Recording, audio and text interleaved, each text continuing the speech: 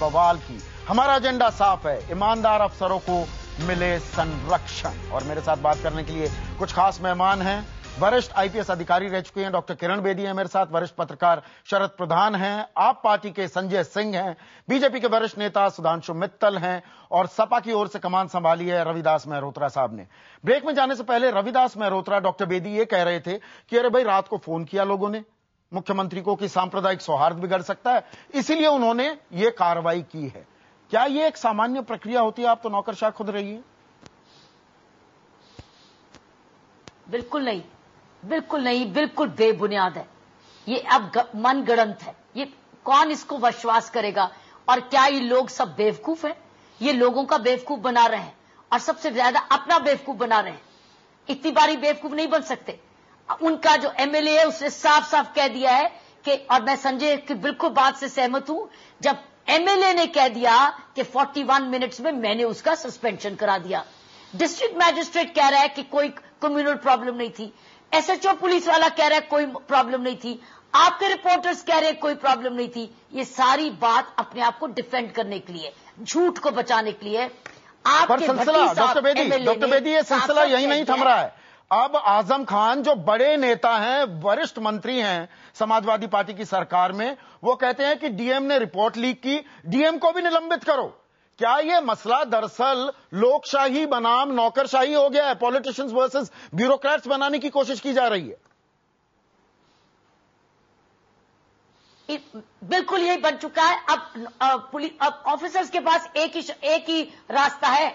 अब इनको रास्ता दिखाना मैं बता दूं, अगर आईएएस ऑफिसर्स, आईपीएस ऑफिसर्स चाहे एक एक करके ये रेड में पकड़े जाएंगे, एक एक रेड करके पकड़े जाएंगे, इनसे डिस्प्रोपोर्शनेट एसेट्स मिलेंगे, ये करप्शन में पकड़े जाएंगे। पर भ्रष्टाचार के समान में बहुत से नौकरशाह भी नंगे हैं, ये बात भी सच्चाई है, ये कड़वी हकीकत है डॉक्टर बेदी। लेकिन अब शेर इनके दरवाजे पे आ गए ना, तो अगर ये जाग गए और इनको अब तक रास्ता दिखाए तो एक एक करके पकड़े जाएंगे। अगर एक एक को भी पकड़ा दे तब ये रास्ते पे आ जाएंगे, ये गलत सस्पेंशन बंद हो जाएंगे, फिर पता चलेगा कि नौकरशाह कौन है।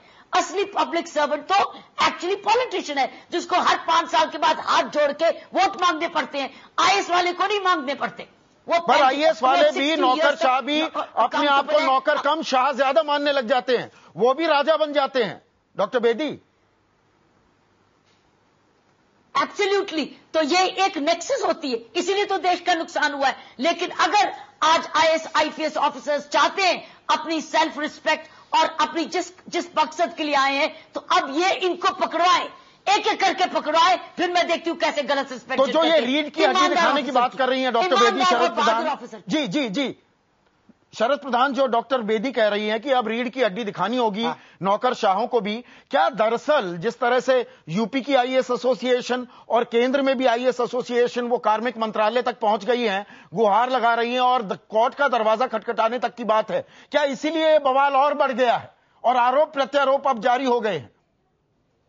ये नेता ये इंश्योर करना चाहते हैं कि कोई भी आईएएस ऑफिसर अपनी रीढ़ की हड्डी ना दिखाए, क्योंकि ऑलरेडी रीढ़ की हड्डी खत्म की जा चुकी है यूपी में। ये मैं आपको एक चीज पहले ये पॉइंट आउट करना चाहता हूं, जो मैं पहले से कहना चाह रहा था कि रविदास मेहरोत्रा साहब जो बार बार कह रहे हैं कि सांप्रदायिक तनाव हो गया था, ये लखनऊ के एमएलए हैं रविदास मेहरोत्रा जी। इनको मालूम होगा कि परसों लखनऊ में जबरदस्त दंगा हुआ, शिया सुन्नी दंगा हुआ। शिया सुन्नी दंगा उतना ही सेंसिटिव है जितना हिंदू मुस्लिम दंगा होता है, और उसमें तमाम मुसलमानों की, गरीब मुसलमानों की दुकानें जलाई गईं। उस लखनऊ में एक भी सिपाही के खिलाफ कार्रवाई, सिपाही तक के खिलाफ कार्रवाई नहीं हुई, फॉरगेट द एसडीएम और डीएम। तो और यहां पे 30 जुलाई का जिक्र कर रहे हैं शरद जी, और यहां पर मैं 26 जुलाई का भी जिक्र कर दूं। 26 जुलाई को सांप्रदायिक दंगे से दहला था मेरठ, भी गोलीबारी में 2 लोगों की मौत हो गई थी। मेरठ में 2 लोग मरे हैं वहां पे जी, 2 लोग मरे हैं वहां पे, उसमें भी कोई कार्रवाई नहीं हुई है। और यहां इससे जाहिर होता है कि मिस्टर भाटी जो कह रहे हैं वो बात बिल्कुल सच उनके मुंह से निकल गई है। और भाटी साहब माफिया हैं, वहां के माइनिंग माफिया के सरगना हैं वो, और वो इनको बिल्कुल नहीं रहने देना चाहते। और उस बारे में संजय और ये इंप्रेस किया जी, उस बारे में संजय कोई कार्रवाई करने को तैयार नहीं है। समाजवादी पार्टी के नेता कह रहे हैं अरे लोगों के बीच तो इस तरह के दावे कर दिए जाते हैं, तो इसमें बड़ी बात मत बनाओ। वो सच नहीं कह रहे थे कहकर, और बात को बस हल्के से साइडलाइन कर दिया।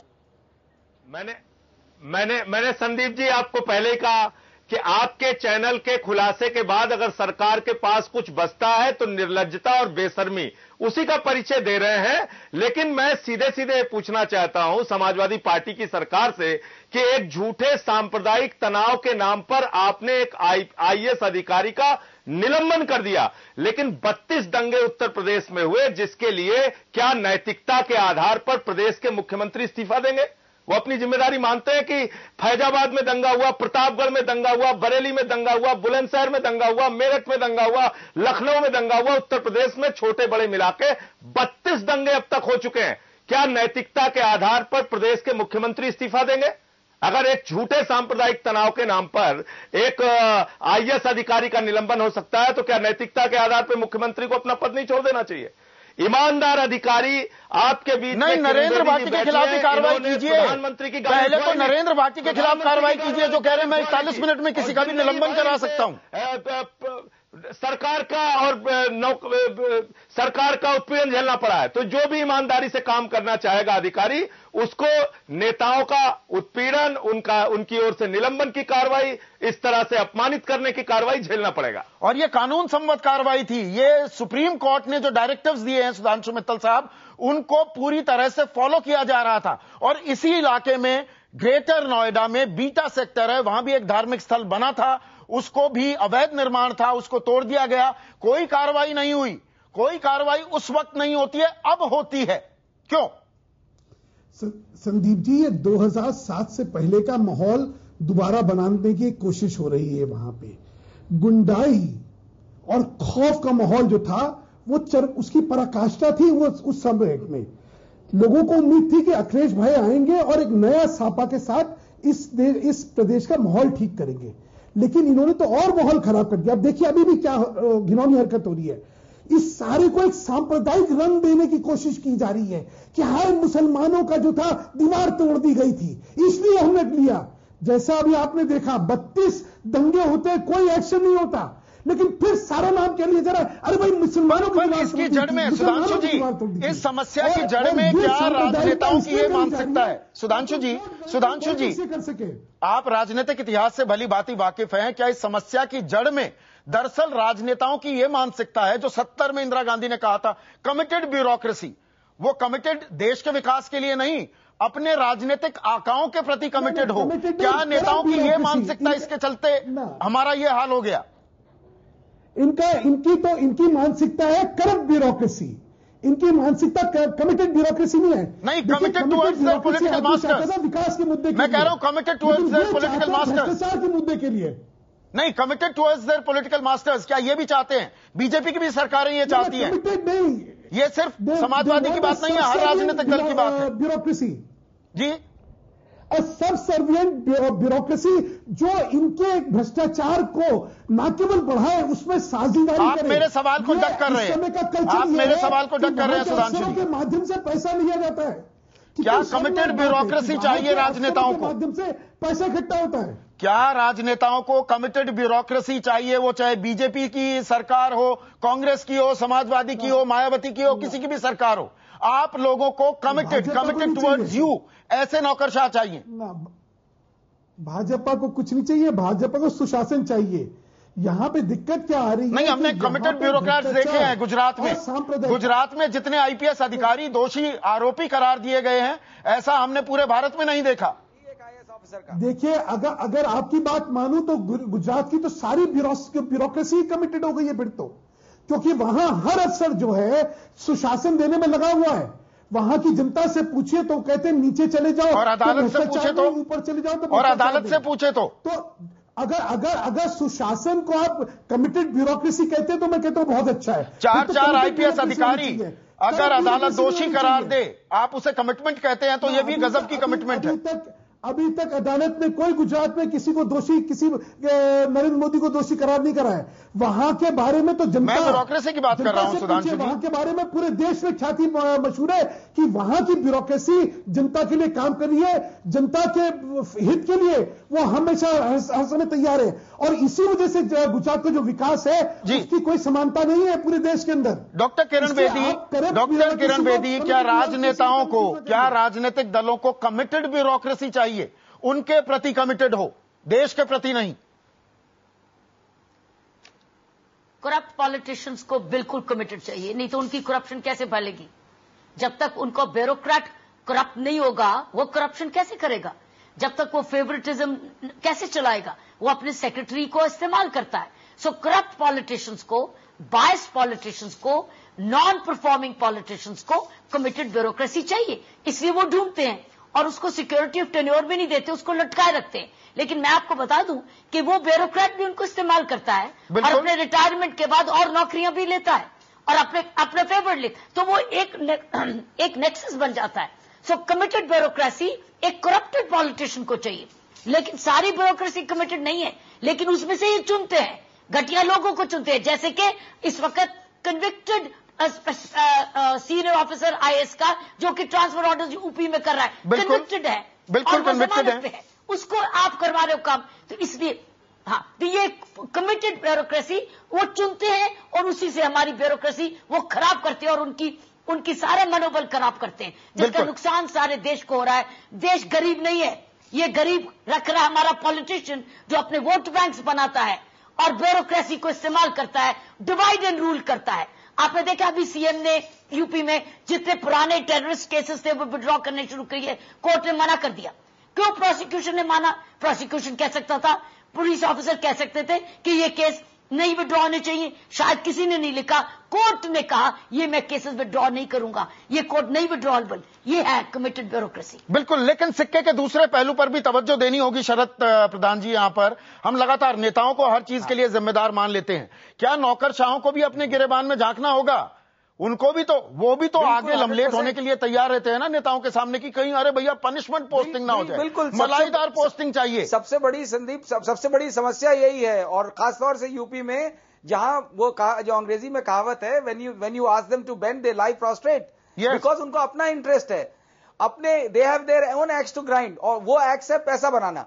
यूपी में ब्यूरोक्रेसी इतनी ज्यादा करप्ट है, both IAS and IPS officers, एक लार्ज चंक इतना ज्यादा करप्ट है कि पैसे के लिए वो कुछ भी कर सकते हैं। उनके पास इतने डिस्प्रोपोर्शनेट एसेट्स हैं, विजिबल डिस्प्रोपोर्शनेट एसेट, जिनके लिए कोई कार्रवाई नहीं। और जो सरकार और जो बेईमान अफसर हैं वो हर सरकार में मलाईदार पोस्टिंग, जो हमारे यूपी की भाषा में कहा जाता है, जहां पे पैसा कमाने की पोस्टिंग, बिल्कुल वहां करी जाती है।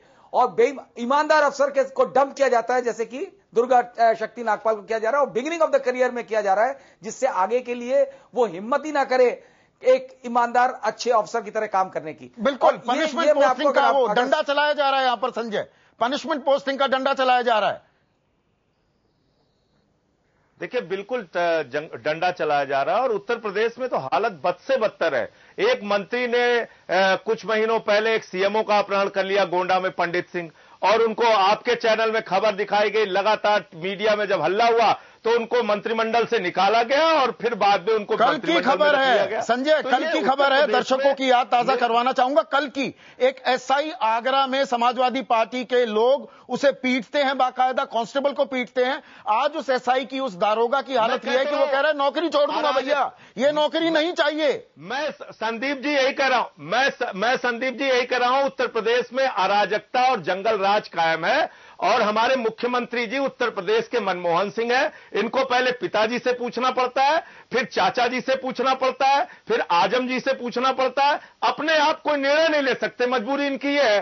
तो एक मनमोहन सिंह है उत्तर प्रदेश के, अखिलेश यादव जी, इस कारण से भी ये समस्याएं पैदा हो रही हैं। रविदास जी, क्या कॉर्स करेक्शन का वक्त आ गया है? कहीं ऐसा तो नहीं, अगर अब आप दोबारा से देखते हैं पिछले 2-3 दिन में जो हुआ है, क्या कोर्स करेक्शन का वक्त आ गया है, या अभी भी, मैंने शुरू में आपसे सवाल पूछा था, आखिरी सवाल भी ये पूछ रहा हूं, क्या अब भी आप मानते हैं कि यूपी सरकार ने जो किया वो सही किया, सही फैसला था? देखिए, जो कार्रवाई हुई है उस पर जांच होगी, जांच हो रही है, और उसमें जांच के बाद सारी बात सामने आएगी। और हाई कोर्ट ने भी 19 तारीख को सारे जो है प्रकरण पर तलब कर लिया है। क्यों, कौन कौन डंपर पकड़े गए, कौन कौन खनन अवैध कर रहा था, उसके बारे में हाई कोर्ट ने भी संज्ञान ले लिया है। और मैं समझता हूं जांच के बाद सही चीज सामने आ जाएगी। एक बात सही है जो केवल जी कह रही थी कि जो ईमानदार सरकार, ईमानदार मंत्री, ईमानदार लोग हैं, वो चाहते हैं कि ईमानदार अधिकारी रहें, लेकिन नौकरशाही में भी बहुत लोग भ्रष्ट हो गए हैं। और आप तो कह रहे हैं दुर्गा तो ईमानदार हैं, तो आज तो उन्हें कौन हटाना चाह रहा है? तो बिल्कुल कह रहे हैं, हम ये बिल्कुल कह रहे हैं कि दुर्गा ईमानदार थी और उन्होंने 10 महीने जो खनन माफिया लोग थे, जो अवैध खनन का काम कर रहे थे, उन पर उन्होंने कार्रवाइयां करी जी। और उस कार्रवाई के कारण से अवैध खनन रुका। और मेरा यह मानना है कि सरकार की समिति थी, सरकार ने उस वक्त उन पर कोई कार्रवाई नहीं करी। ईमानदार अधिकारियों का संरक्षण हो, ईमानदार अधिकारी जो हैं उनको प्रोत्साहन मिले, ये हम लोग चाहते हैं। ये आप लोग भी चाहते हैं और आप अभी डटे हुए हैं इस बात को लेकर कि आपने जो फैसला किया, आपकी सरकार ने जो फैसला किया वो सही था। रविदास मेहरोत्रा साहब, सुधांशु मित्तल जी।